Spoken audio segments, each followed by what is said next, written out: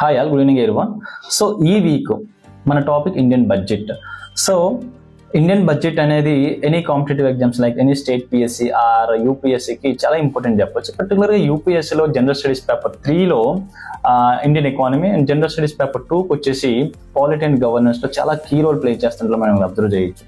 And ప్రిలిమ్స్కి వచ్చేసి legislative procedure కానీ constitutional provisions కానీ అండ్ ఆ పర్టికులర్ ఫైనాన్షియల్ ఇయర్లో రిలీజ్ చేసిన బడ్జెట్లో ఇంపార్టెంట్ పాయింట్ చూసుకుంటే ఫిల్మ్స్ వరకు అయితే సరిపోతుందని ఇక్కడ మనం చెప్పొచ్చు. So now what is budget? Budget is an annual financial statement which is estimated receipts and proposed expenditure of the government for an upcoming financial year. So next financial year means in the 2026 to 2027 కి expenditure and income కోసం explain చేసేది budget. And budget అనే word Indian కాన్స్టిట్యూషన్లో ఎక్కడ కూడా mention చేయలేదు. So budget ప్లేస్లో financial statement అనే ఫ్రేజ్ అయితే మెన్షన్ చేసినట్లు మనం అబ్జర్వ్ చేయొచ్చు. And what are the important components of the union budget? So important components ఏంది? సో అవి 3 అని చెప్పొచ్చు. ఫస్ట్ వన్ ఏంది? Budget estimates of income and expenditure for the upcoming financial year means 2026 to 2027. And second one revised estimates of income and expenditure for the current financial year means 2025 to 2026. And third one, actual income and expenditure for the previous financial year means 2024 to 2025. So now ఈ enactment of budget, so complete legislative procedure అనేది 6 స్టేజెస్లో అయితే జరుగుతూ ఉంది. So వాటిలో ఏంది? First one ఏంది? presentation of budget, and second one general discussion, third one scrutiny by the departmental standing committees, and fourth one voting on the demand for the grants, and fifth one passing of appropriation bill, and sixth one passing of financial bill. So ఈ 6 స్టేజెస్లో కంప్లీట్గా budget అనేది legislation నుంచి pass అవ్వడం జరుగుతూ ఉంది. First one presentation of budget. So ఈ స్టేజ్లో ఫైనాన్షియల్ మినిస్టర్ అనేది లోక్సభలో దీన్ని ప్రజెంట్ చేయడం జరుగుతూ ఉంది. అట్ ద సేమ్ టైం రాజ్యసభలో కూడా ప్రజెంట్ చేస్తారు. బట్ రాజ్యసభలో అక్కడ డిస్కస్ అంటే ఈ బడ్జెట్ పైన డిస్కస్ చేయడానికి మాత్రమే ఛాన్స్ ఉంది. There is no power to vote on the demand for the grants అని మనం ఇక్కడ అబ్జర్వ్ చేయొచ్చు. అండ్ సో దీంట్లో ఒక పాయింట్ మనం అబ్జర్వ్ చేస్తే economic survey. What is economic survey? It is a present financial status of India. So ఏంది? Which is prepared by the financial ministry and it is also very significant to the Indian budget అని చెప్పొచ్చు. And second one general discussion. సో ఇది అంటే budget introduce చేసిన తర్వాత ఒక 3 to 4 days అయితే కంప్లీట్గా బడ్జెట్ పైన డిస్కస్ చేయడం జరుగుతూ ఉంది. ఈ డిస్కషన్ చేసే టైంలో any question from any MP వీటన్నిటికి కూడా ఫైనాన్షియల్ మినిస్టర్ ఆన్సర్ కూడా చేసే ఛాన్స్ అయితే ఉన్నట్లు మనం అబ్జర్వ్ చేయొచ్చు. And third one scrutiny by the departmental committees. So ఈ జనరల్ డిస్కషన్ తర్వాత కంప్లీట్గా 3 to 4 weeks అనేది హౌస్కి అయితే రెస్ట్ అవ్వడం జరుగుతూ ఉంది. దిస్ ఈస్ కాల్డ్ ఎడ్జైన్ అని చెప్పొచ్చు. సో ఈ గ్యాప్లో కంప్లీట్గా 24 డిపార్ట్మెంటల్ స్టాండింగ్ కమిటీస్ అంటే నియర్లీ అప్రాక్సిమేట్లీ 100 మినిస్ట్రీస్ ఉన్నాయి అనుకుంటే ఒక్కో 5 మినిస్ట్రీకి ఒక్కొక్క డిపార్ట్మెంట్ స్టాండింగ్ కమిటీ అని చూసుకుంటే ఈ కమిటీస్ అన్ని కూడా ఏ మినిస్ట్రీకి ఎంత అమౌంట్ కావాలి అనేది ఒక డాక్యుమెంట్ అనేది ప్రిపేర్ చేయడం జరుగుతూ ఉంది. ఈ 3 to 4 weeks తర్వాత దాన్ని మళ్ళీ లోక్సభలో ఇంట్రడ్యూస్ చేయడం జరుగుతుంది. సో తర్వాత voting on the demands for the grants. So based on the departmental standing committees, Lok Sabha takes up voting on the demand for the grants. So departmental standing committee prepare చేసినటువంటి ఈ document పైన voting అయితే conduct చేయడం అయితే జరుగుతూ ఉంటుంది అన్నమాట. It is exclusive privilege of Lok Sabha.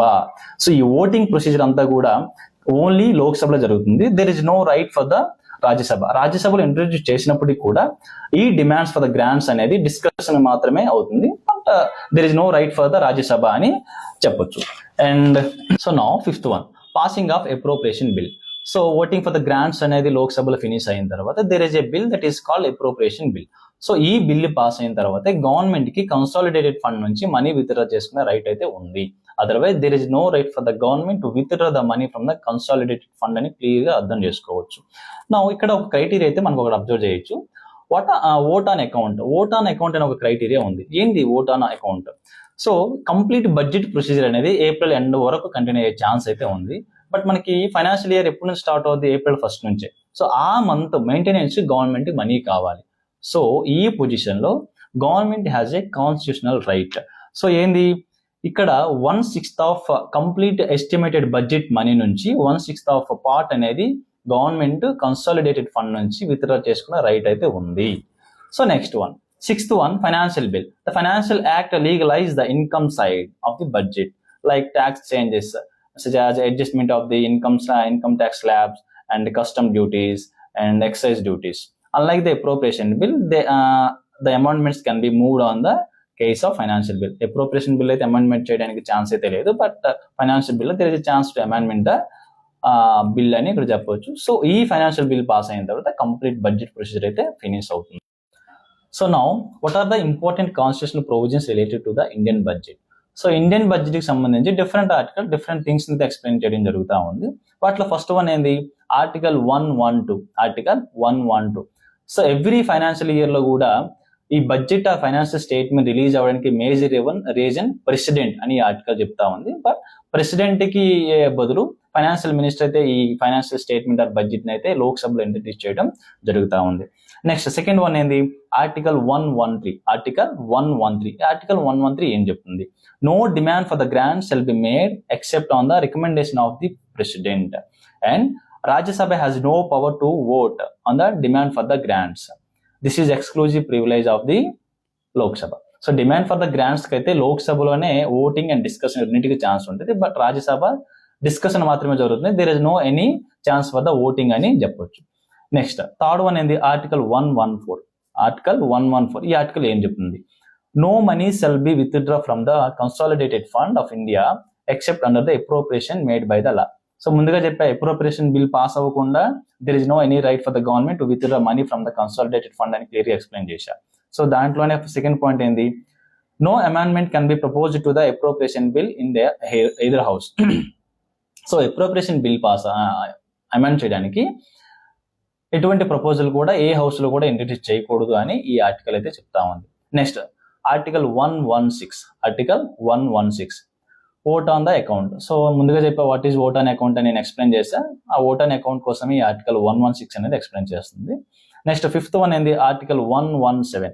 So no money bill imposing tax shall be introduced in the parliament except on the recommendation of the president recommend చేయకుండా ట్యాక్స్ రిలేటెడ్ ఎటువంటి బిల్స్ కూడా ఇంట్రడ్యూస్ చేయకూడదు అని అయితే ఈ ఆర్టికల్ చెప్తుంది. అది కూడా రాజ్యసభలో అయితే కంప్లీట్ గా ఇటువంటి ట్యాక్స్ రిలేటెడ్ బిల్స్ ఇంట్రడ్యూస్ చేయకూడదు. ఇట్ ఈస్ ఓన్లీ లోక్సభ, అంటే లోక్సభలోనే ట్యాక్స్ రిలేటెడ్ బిల్స్ అయితే ఇంట్రడ్యూస్ చేయాలి అని ఆర్టికల్ చెప్తుంది. At the same time parliament can be reduce or abolish a tax but cannot increase the tax అని ఆర్టికల్ 117 అయితే క్లియర్గా ఎక్స్ప్లెయిన్ చేస్తా ఉంది.